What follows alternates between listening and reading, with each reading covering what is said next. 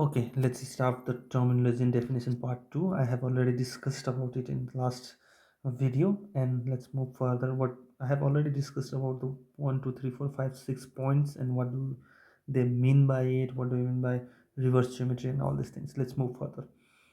So, what is paraxial front vortex power and what is paraxial back vortex power? So it basically means the paraxial front vortex power means reciprocal of the paraxial front vortex focal length. Yes, power is reciprocal to the focal length, isn't it? And paraxial back vortex power means, see, we have already discussed in optics section what is front vortex power and what is back vortex power. Yes, and we have already discussed in optics power what is paraxial, what is not paraxial, what is actually abaxial or adaxial and abaxial. Yes, what is paraxial and what is peripheral.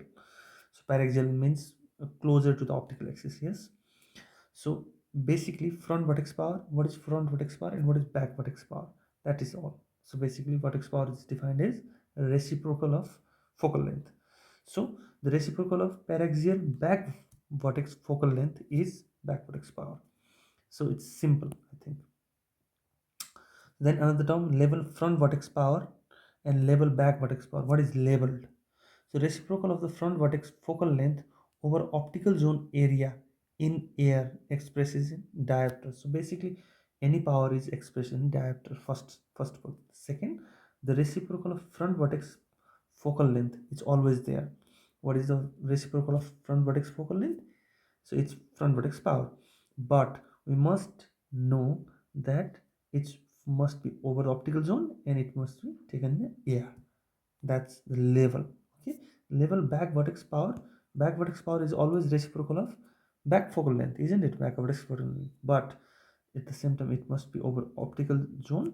It must be taken in air.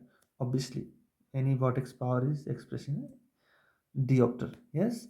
Okay, move further. Liquid lens, fluid lens, tear lens, lacrimal lens, I have already made one big videos. Yeah, I think in part 1 and part 2.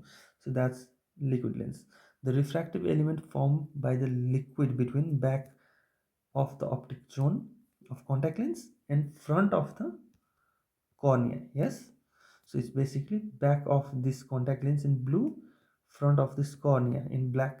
So basically in green, whatever there is liquid lens or lacrimal lens or the tear lens. Tear lens has a capacity to reduce aberration secondary to front surface of the cornea. So reduce uh, astigmatism secondary to front surface of the cornea. Yes, okay, that's very important point. So general term, what is optical zone? It's very important. See, here in this color showed optical zone, and in this color is peripheral zone. It's peripheral curve width, whatever. Peripheral zone is not related to optics. It's not related to correction of a refractive error. Okay, it's always there. So optical zone is a area of the contact lens which has prescribed power. Yes, which has precisely that power which we needed for the patient. Yes, for the optical effect. It's very important. That's why it's called optical zone. And that's its diameter of front optical zone. It's front optical zone diameter, FOZD, and back optical zone diameter. If we are talking about diameter, yes. If we are talking about radius of curvature, so back we call base curve, front from optical zone radius. Yes, peripheral zone, region specified and dimension surrounding the optical zone. Basically, peripheral zone always surround the optical zone, but with not prescribed refractive error. That's very important. We don't care about prescribing refractive error here in this zone. These zones are peripheral curve width. In peripheral zone, we don't care about is there any power that is exactly as prescribed. No, we don't care about it. Yes. And another general term is displacement of optics. So basically means decentration of optical zone relative to lens edge. Basically means, see, in this case, so basically in this case this particular area lens is displaced. Yes, and here nasally lens is not displaced. It's closer to the lens edge, is closer to the what do you call limbus here, and temporarily it's not close, it's farther from the limbus. Yes, so sometimes we call it Decentration. Decentration means what? Optical zone of contact lens is not centered with the cornea, isn't it? Yes. So contact lens axis, what do you mean by contact lens axis? The line passing through the geometric center of the contact lens perpendicular to the plane containing edge of the contact lens. It's very important. What do you mean by contact lens axis? Contact lens axis. See, this is one A. This is contact lens axis. This line. Yes. What is this? Line passing through the geometric center. It must pass through this. Yes. And then perpendicular to the plane containing edge of the contact lens. So basically this edge of the contact lens plane, it is perpendicularly passing. Yes. Perpendicularly. That's the concept of contact lens axis. And then sagitta we have already discussed a lot. So maximum distance from this is the chord, and the maximum distance is this. Yes, this perpendicular maximum distance from here till here. Yes, this distance. So maximum distance from chord, which is perpendicular to the axis of rotation of the surface to the curved surface. Basically this distance is sagitta. So radial lift and axial lift, what is that? See, in this picture you will see 6 number is radial lift and 8 number is axial lift. So basically the distance between a specified point on the back surface, this is the specified point for 8 number, and this is the specified point for 6 number. So the distance between the specific point on the back surface of the contact lens and vortex sphere measured along the radius of curve is, see, this is point very important. Whenever we talk about a radial lift, we must understand it is along the radius. That's why we call it a radial lift. Why 6 number is radial lift? Because 6 number, see this line parallel to 6 number, isn't it a radius? Yes, the distance between, see, first thing you must understand, there is a back surface and the point, and the one is vortex sphere. What is vortex sphere? I have already told you in another video. The base curve, if you make it longer, if you make base curve as a circle, yes, that's, it is imaginary point, and the distance between this a back surface point in contact lens and the imaginary vortex sphere, the distance between them, if you take it radially, it will called radial lift. If you take it parallel to the axis, see this line parallel to the axis, so this line axis and parallel to the axis, yes, if you take it parallel to the axis, then what do we call it? It's called axial lift. So that's the difference, radial lift and the axial lift. See, in case of axial lift, this is axial lift, 10 number. Yes, the distance between a point in a back surface of the contact lens and to the vortex sphere, but it must be parallel to the contact lens axis. If it is parallel to the contact lens axis, it is called axial edge lift, and if it is parallel to or it is measured as radius of curvature, then it's called radial lift. That's the difference between radial lift and axial lift. For axial lift, it should be measured parallel to the axis. For radial lift, it should be measured as a radius. So that's why for radial lift, see this point in 6 number, this line is a radius, isn't it? It comes to exactly at the center of the vortex sphere. And what is vortex sphere? Vortex sphere is imaginary point. Yes, imaginary sphere made from base curve, basically. Okay, so then let's move further and discuss in one slide. What is this? So axial edge lift, radial edge lift. We have already talked about it, and again I'm going to discuss the distance from apex of the lens edge to the extension of base curve. That's what we call vortex sphere. So basically that's the distance, but we want that distance measured parallel to the lens axis. It's called axial lift. If we measure along the radius, see, along the radius, two considerations are same, from the apex of the edge to the continuation of base curve, when we called it as a vortex sphere. In axial edge lift, it's parallel to the lens axis. In radial edge lift, along the radius. So basically normal to the base curve from back surface. That's radial edge lift. Why it is important, axial edge lift? controls how much lens is lifted vertically over the periphery cornea, helps with the tear exchange and conform and avoid the mechanical pressure. But remember, axial edge lift, radial edge lift, we do not see as an optometrist to the patient's eye.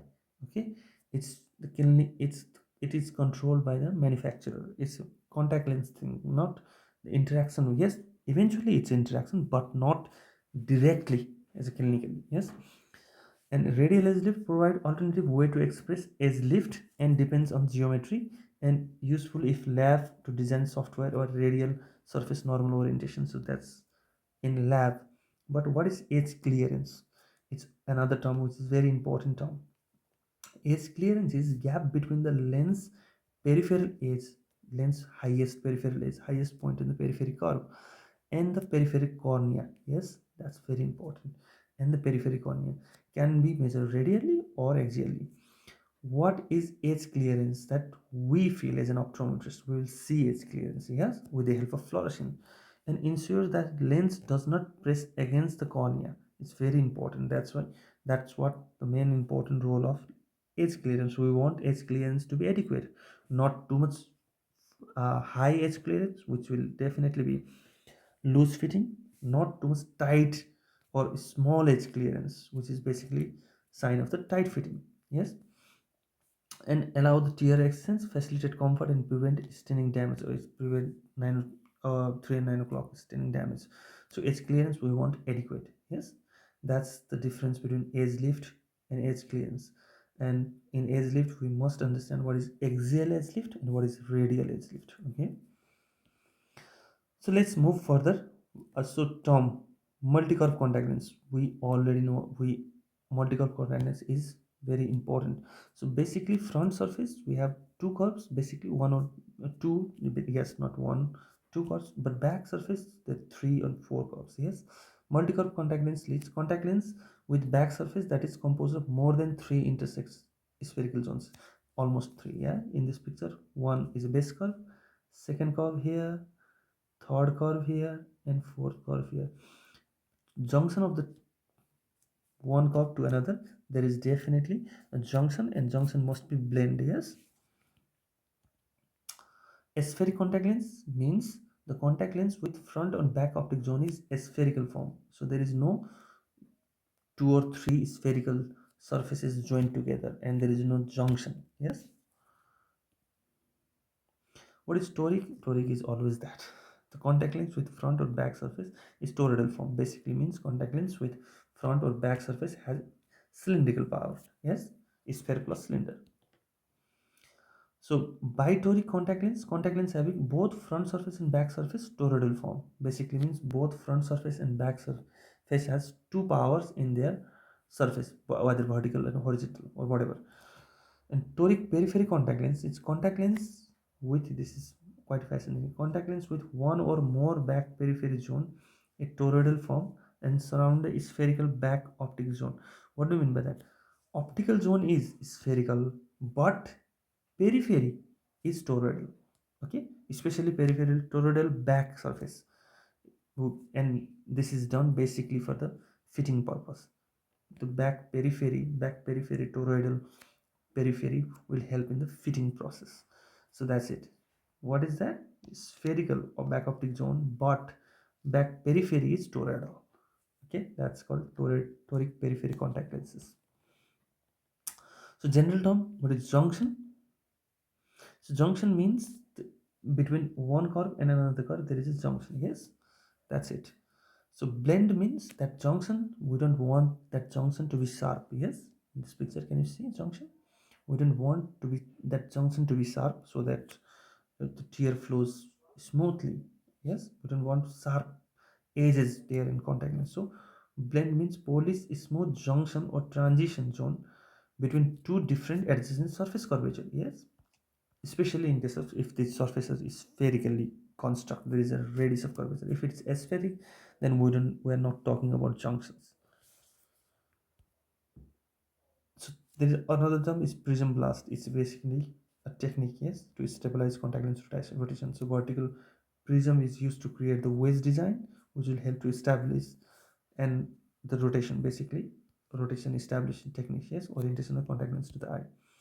So basic, this is the picture because base down contact lens is used there. So carrier, what do you mean by carrier? So carrier is basically used in case of lenticular contact lens. So part of plus or minus lenticular contact lens, which is peripheral to the front optic zone, basically means here is an optic zone, and outside from that optic zone there is a carrier. It's always there. It's same like, so this area is optic zone. Yes, this, if this blue zone, inside the blue zone is, this is optic zone and this is carrier. Yes, and it's always like same in spectacle too. So that's the carrier.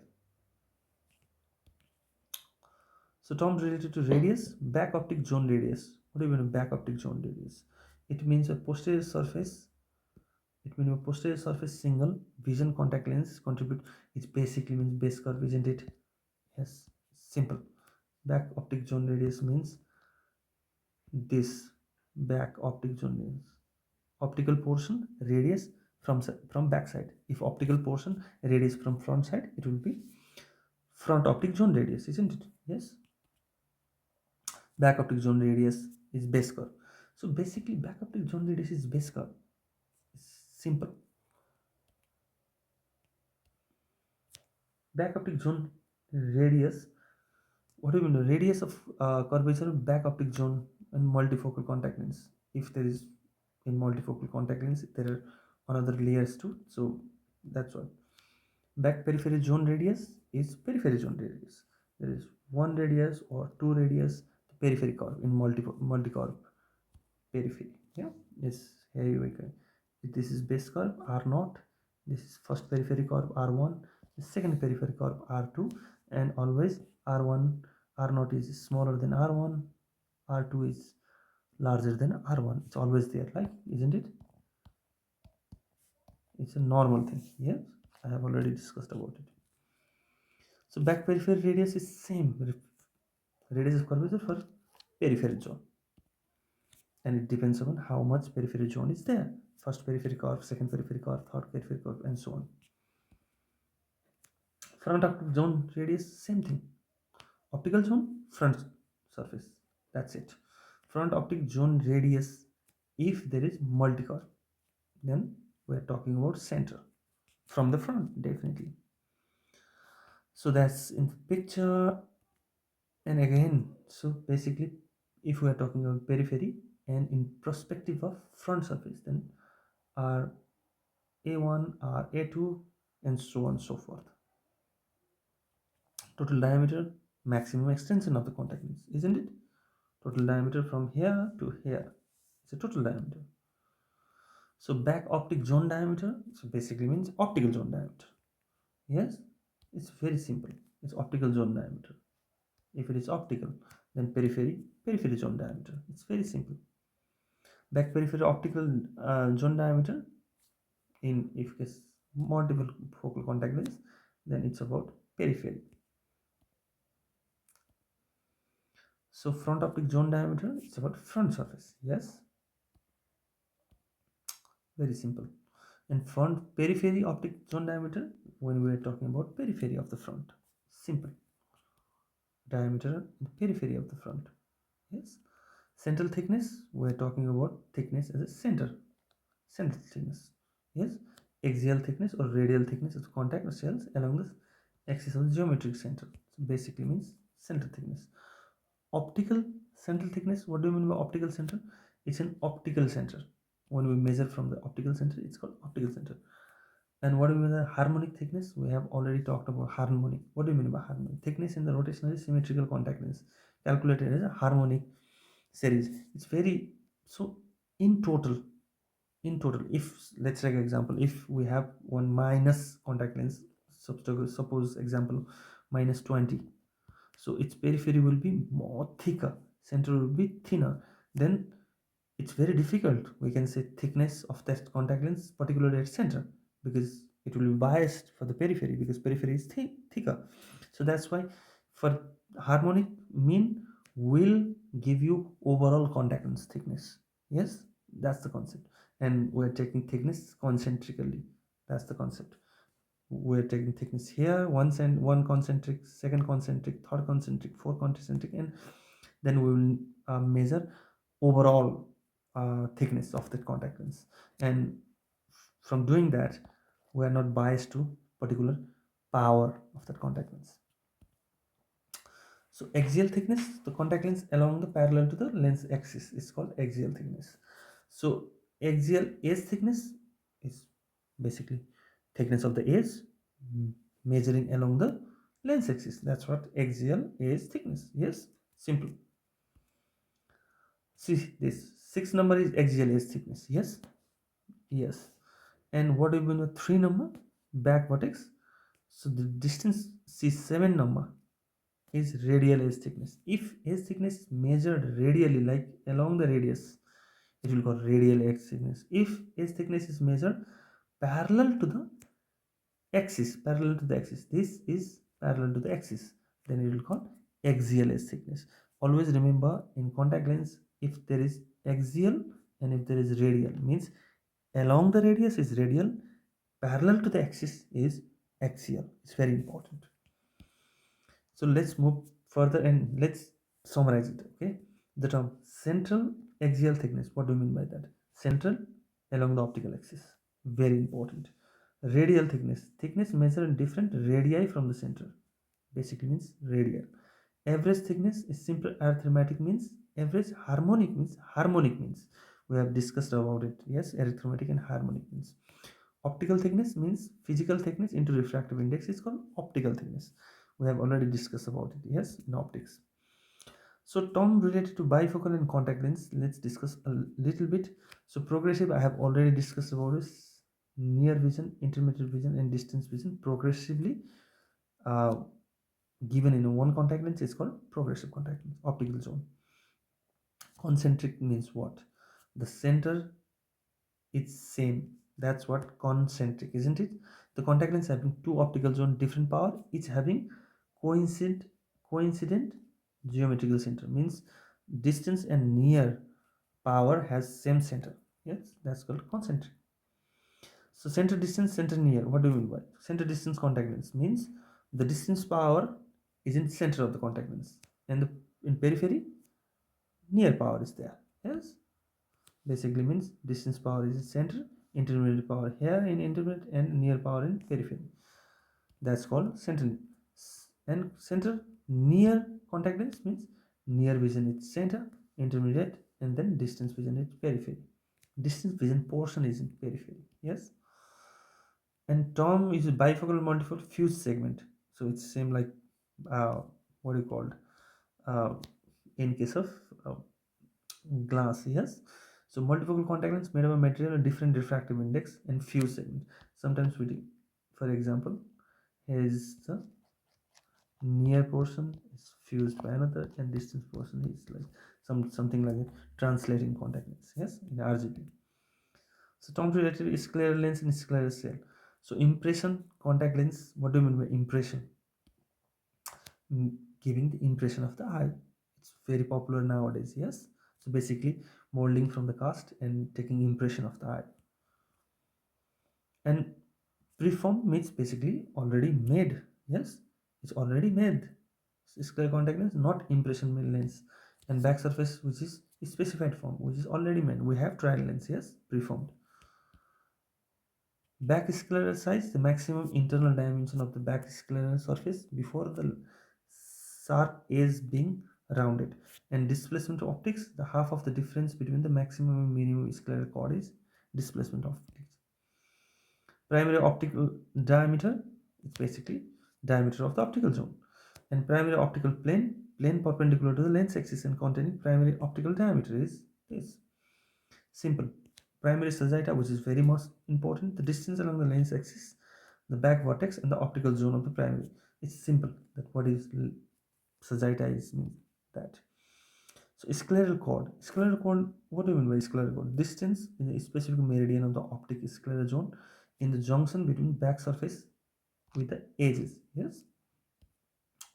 Basically, what is scleral chord diameter? See, for this particular zone, we have this chord.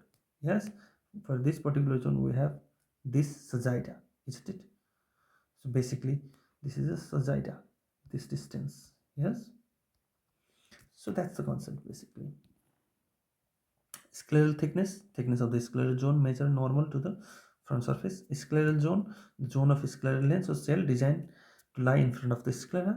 So basically that. Related to contact lens material, we have already discussed oxygen flux. We have already discussed, there are videos. Permeability we have discussed, yes. Oxygen transmissibility we have discussed a lot. Water content we have discussed a lot. Low water content, high water content we have discussed a lot. Term related contact lens, so basically tinted contact lens with some color element for specific or intended use.